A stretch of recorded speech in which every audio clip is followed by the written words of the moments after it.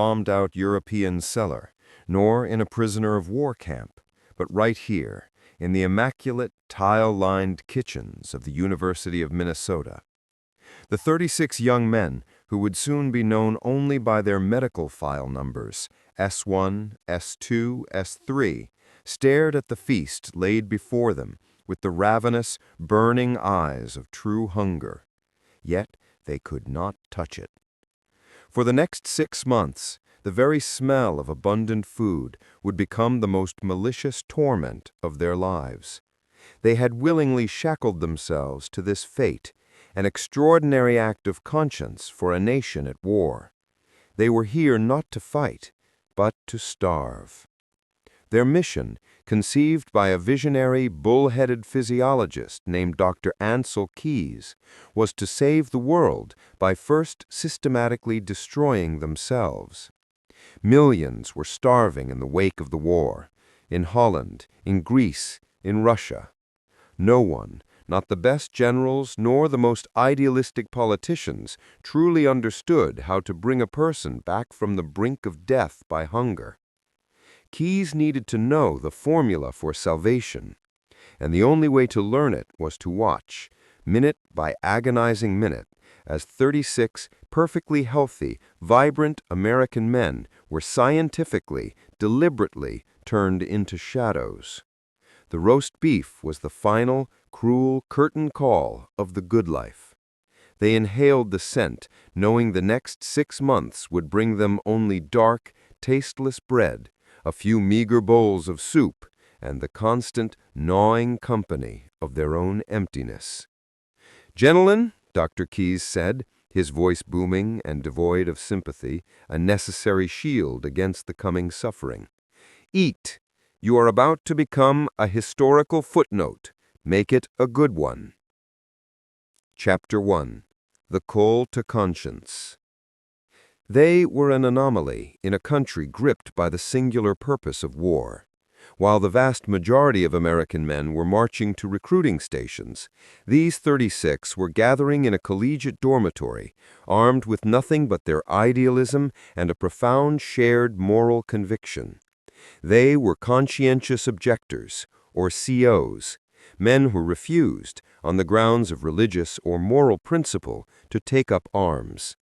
For a nation united against Nazism and Imperial Japan, the COs were often viewed with suspicion, sometimes outright contempt. They were draft dodgers in nice clothes, cowards hiding behind faith. The U.S. government, struggling to find a balance between respecting their rights and utilizing their mandatory service, had created civilian public service camps, CPS camps. These camps put COs to work in forestry, conservation, and farm labor. Hard, necessary work, but often far removed from the epic struggle consuming the globe. But the young men arriving in Minnesota sought more. They felt a profound, aching need to prove their service was not a lesser patriotism, but a higher one. They would not kill for the country, but they would suffer for humanity.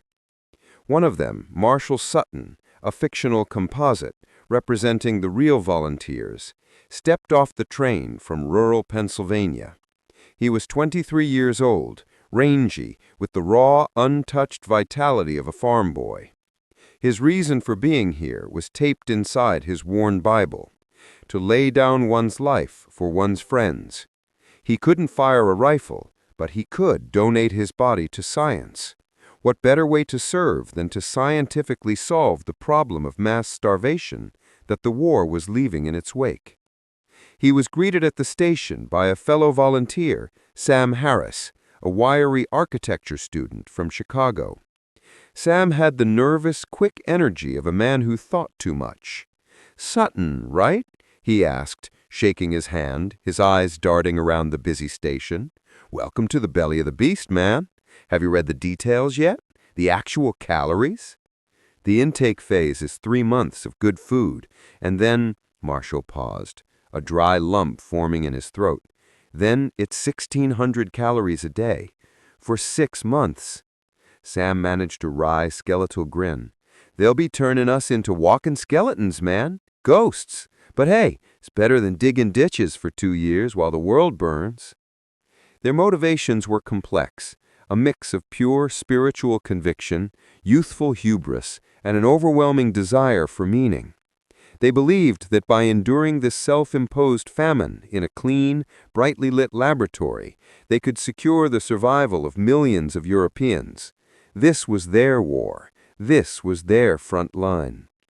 As they walked across the snow-dusted campus toward the gleaming white buildings that housed the Laboratory of Physiological Hygiene, Marshall felt a surge of righteous purpose. He was about to do something difficult, dangerous, and essential. It was a terrifying, beautiful prospect. He had no idea that the hunger would not just take his strength, but his sanity. Chapter 2. The Architect. Ancel Keys was a force of nature, a man sculpted by ambition and a supreme confidence in the scientific method. Tall, lean, and sharp-featured, he had the coiled energy of a predator. He was not a doctor of medicine, but a PhD in physiology, and his life's work was the ultimate optimization of the human machine. He had previously invented the K ration, the famous U.S. Army field ration, named after him, a brilliant, compact piece of survival science that sustained millions of American soldiers. Now he faced a problem far grander than battlefield nutrition, the sheer, unimaginable scale of post-war civilian relief. "We know how to feed a soldier who's walking," Keys lectured his staff, tapping a slide on the projector screen, a grainy photograph of a hollow-eyed European child. "We don't know how to feed a populace that is essentially dead man walking. If we pour food into them too quickly, we'll kill them with refeeding syndrome. If we go too slow, we'll watch them starve to death in our aid stations. We must know the mechanism of recovery." His proposal was scandalous, audacious, and historically necessary: the Minnesota Starvation Experiment, or officially, the Minnesota Semi-Starvation Experiment. He needed human guinea pigs, men who were physically and psychologically sound, intelligent enough to understand the gravity of the work, and morally committed enough not to cheat. The COs from the CPS camps were the perfect paradoxical cohort. They were healthy, and they were desperate for a worthy cause. Keys laid out the contract in merciless detail. Phase 1, control, 3 months of baseline testing, a massive 3,200 calories a day to bring everyone to peak condition, daily weigh-ins, physical endurance tests, and deep dives into their psyches. Phase 2, semi-starvation, 6 months of 1,570 calories a day, a diet calculated to reduce their body weight by 25%. This was not a pleasant, slow diet. It was famine food, chiefly potatoes, root vegetables, dark bread, and little else, designed to mimic the depravity in Europe. Phase 3, rehabilitation, 3 months of recovery, split into 4 different dietary groups to test the optimal refeeding strategy. Keys looked at the first group of volunteers gathered in his lecture hall. They looked bright, eager, and well-fed. "Gentlemen," he stated, his voice ringing with cold scientific objectivity, a necessary shield against the coming suffering, "eat. You are about to become a historical footnote. Make it a good one." The experiment was set to begin. The feast was coming to an end. Chapter 5. Having the Man. The semi-starvation phase, which they had ominously dubbed the descent, began on a crisp October morning. For 12 weeks, the men had been living in a state of controlled physical perfection, consuming upwards of 3,200 calories a day. Their bodies were at peak strength, their minds sharp, their reserves full. This was the necessary baseline, the height from which they would fall. The new diet was handed out on a single sheet of paper, a menu of misery, approximately 1,570 calories per day. The number itself was a lie. Keys had calculated that due to the men's rigorous schedule, their true caloric expenditure was closer to 3,500 calories a day. The deficit was enormous and immediate. The meals were designed not just to restrict calories, but to mirror the monotony and poor quality of European relief rations. Marshall Sutton, who had spent the last 3 months enjoying hearty American steaks and endless milk, now stared at his plate. Breakfast was a thin, watery bowl of gruel and a piece of dark, flavorless rye bread. Lunch and dinner were variations on the theme. Small helpings of cabbage, potatoes, turnips, and sometimes a piece of hard, stale biscuit. The ritual of absence. The most striking change was the shift in time perception. Time, once measured by the excitement of a new physical test or the anticipation of a good meal, was now measured by the minutes between meals. For Marshall and his roommates, Sam and a quiet, devout man named Tom, life became a series of obsessive, ritualistic behaviors centered entirely on the food that wasn't there.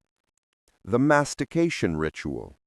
They found that they could slightly delay the onset of the gnawing hunger by making the meager food last as long as possible. A single slice of rye bread might take 15 minutes to consume. They would break it into impossibly tiny crumbs, placing each fragment precisely on the tongue, turning it over and over, trying to extract every molecular hint of flavor. The act of chewing, mastication, became a hypnotic, desperate plea for satiety. The water cure. They drank massive amounts of water and black coffee, not for hydration, but to temporarily fill the terrible vacuum in their stomachs. This only exacerbated another symptom: constant, freezing coldness. Without the internal furnace of fat and carbohydrate metabolism, their body temperatures began to drop, and they shivered perpetually, even under heavy blankets. The menu obsession. The men stopped talking about their work, their faith, or the war. They talked only of food. Recipes became pornography. Marshall, who had never cared much for cooking, began collecting recipes in a small notebook, detailing every ingredient, every step, every savory smell. Sam, the former architecture student, spent hours sketching out the perfect kitchen layout, a gleaming stainless steel temple dedicated to food preparation. The men, once companions in an ethical cause, were becoming rivals in a contest of culinary obsession. The physical betrayal. Within the first month of semi-starvation, the effects were visually shocking, even to the supervising doctors. 1. Loss of power. Marshall's daily 5-mile walk, a mandatory part of the experiment to simulate physical activity, became an Everest ascent. He dragged his feet, focusing only on the next lamppost. His strength plummeted. He could barely manage a dozen push-ups where he had once done 50.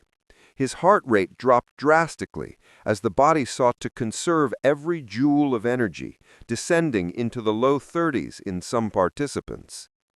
The edema. One of the most alarming physical changes was the onset of nutritional edema, or famine swelling.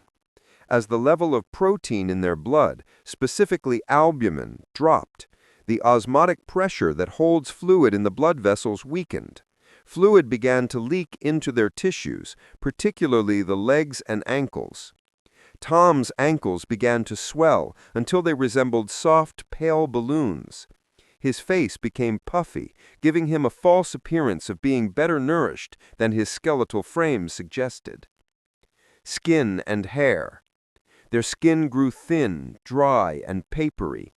Hair loss became common.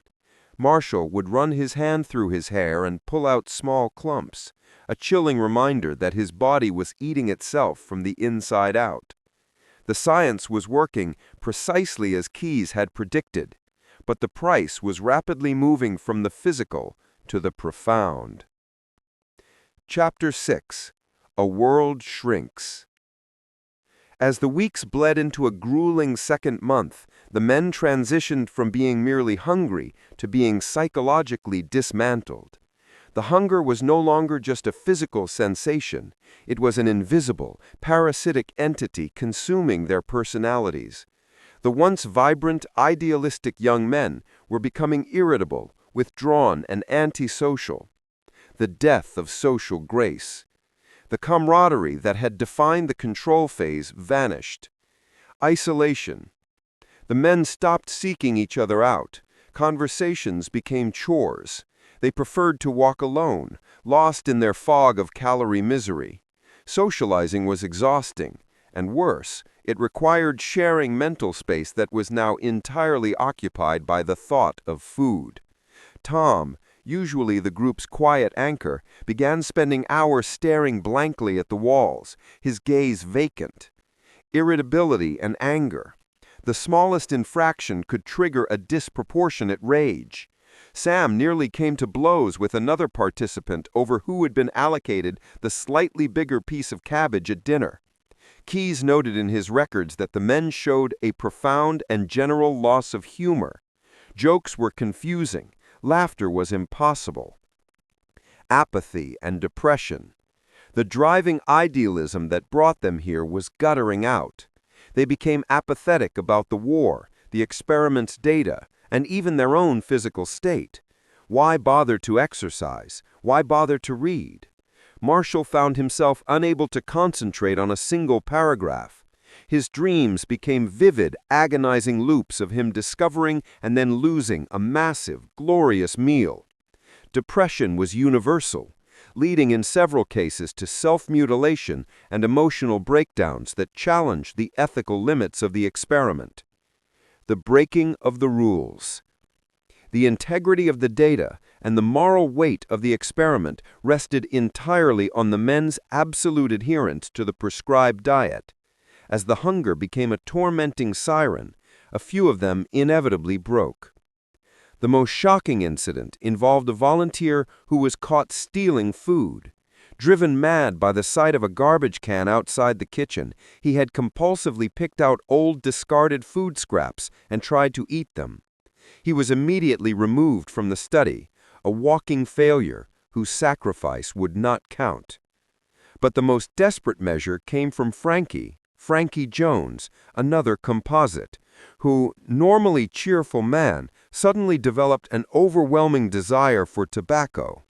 When that didn't help, he began chewing massive amounts of gum, sometimes 40 packs a day, hoping the constant chewing motion would trick his stomach.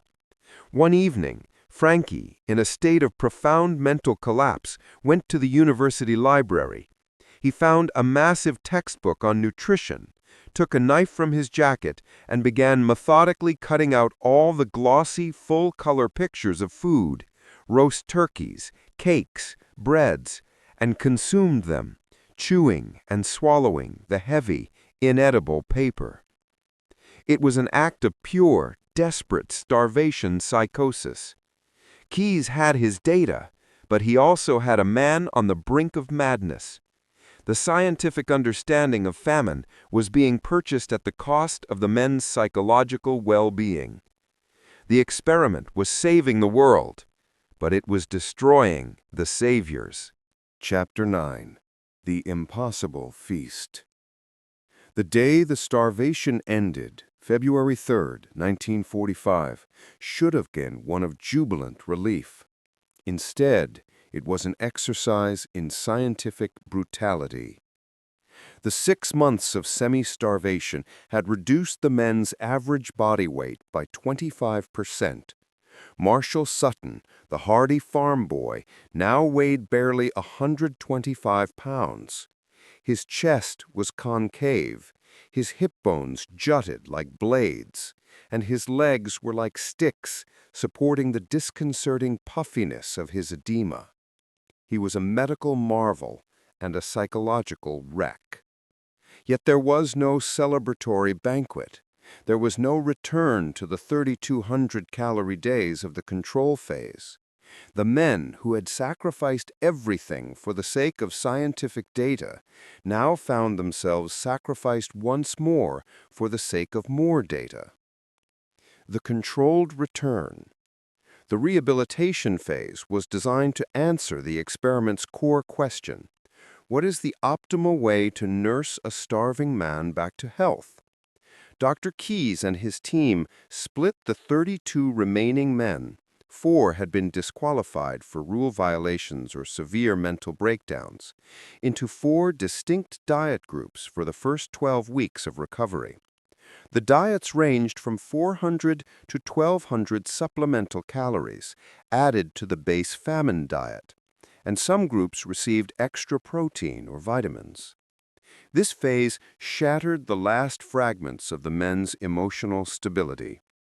The hunger that didn't die. The astonishing and demoralizing realization was that the agonizing, constant hunger did not vanish when the new, higher-calorie food appeared. In fact, for many, it got worse. The addition of more food simply ignited a ravenous, frantic appetite that was impossible to satisfy. Marshall, in the group receiving the highest ration increase, felt an uncontrollable, almost terrifying drive to eat. He chewed through his allotted meals in minutes, then sat in agonizing misery, haunted by the urge to raid the kitchen. His mind, once calm and idealistic, was now a constant calculator, assessing caloric value in mealtimes. The first weeks of rehabilitation were psychologically the most difficult of the entire study, Dr. Keys noted in his records. We discovered that the caloric deficit acts like a switch. Flipping the switch back on doesn't restore control. It just activates an overwhelming, insatiable survival response. The power of preparation. The men's obsession with food intensified. It became a frantic, competitive madness that replaced the apathy of starvation. Binging and purging. Some men, like Sam Harris, who were on the lower-calorie recovery groups, descended into secret cycles of binging. They would sneak off campus, blow their meager stipends on excessive amounts of ice cream or cheap diner food, and then return filled with guilt and disgust. This uncontrolled eating was often followed by forced vomiting to relieve the stomach pain and the fear of compromising the data, the very beginnings of what would later be medically defined as an eating disorder. The medical rebound and refeeding. The men were constantly monitored for refeeding syndrome, the exact danger Keys was trying to understand. This condition occurs when a severely malnourished body begins metabolizing food too quickly, leading to dangerous shifts in fluids and electrolytes, which can cause cardiac arrest. Keys's slow scientific approach paid off. The men did not suffer fatal refeeding syndrome, but they did exhibit severe, unpredictable physiological changes. Water retention. As the men's bodies began rebuilding, they inexplicably retained massive amounts of water, causing the edema in their ankles to surge. Marshall gained 30 pounds in the first few weeks, almost all of it water, making him feel bloated and uncomfortable even as he was desperately hungry. Mental fatigue. Even with more calories, the mental fog persisted. They still struggled to concentrate. It was months before their cognitive abilities returned to the baseline levels. The over-cure. Keys discovered a crucial, astounding fact. The most effective rate of refeeding was counterintuitively high. The men in the lowest calorie recovery groups remained chronically hungry, deeply depressed, and recovered at a dangerously slow rate. The groups that received the largest, fastest increase in calories, around 4,000 calories a day, showed the fastest and most stable physical and psychological recovery. The conclusion was clear and world-altering. Saving a starving person requires radical, high-calorie and protein-rich intervention, far beyond what conventional wisdom suggested. The price of knowledge. The official experiment ended in April 1945, but the private experiment continued for the men for years. They were released back into the world, their bodies slowly stabilizing, but their minds permanently altered. Marshall Sutton was technically recovered, but his relationship with food was forever broken. He never again looked at a meal as simple sustenance. It was a mathematical problem, a psychological trigger, and an ever-present source of anxiety. He had volunteered to save the world, but in the process, he had lost the effortless, uncomplicated comfort of simply being a man who eats. The data gathered from their 60-week hell trip immediately began its work. It was compiled into the 1,385-page Biology of Human Starvation, a Bible for post-war relief efforts, and later the definitive text for treating eating disorders globally. The 32 men were the quiet, starving architects of global aid, and their sacrifice was the blueprint for peace. But for them, the feast was an impossible burden, and the return to normalcy was the hardest journey of all.